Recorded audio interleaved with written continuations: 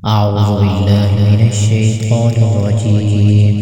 بسم الله الرحمن الرحيم.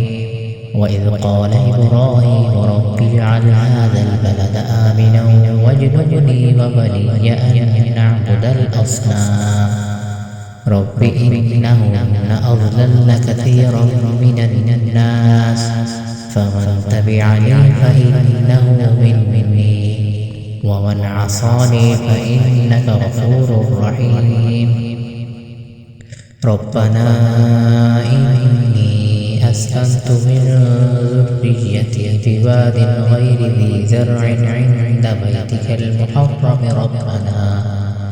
ربنا ليقيموا الصلاة فاجعل أفئدة من الناس تهوي إليهم وارزقهم من الثمرات لعلهم يشكرون. ربنا إنك تعلم ما نخفي وما نعلن وما يخفى على الله من شيء في الأرض ولا في السماء.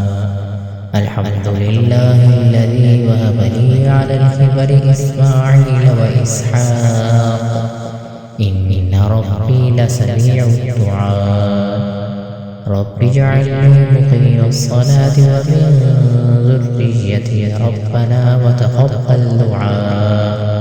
ربنا اغفر لي ولوالدي وللمؤمنين يوم يقوم الحساب.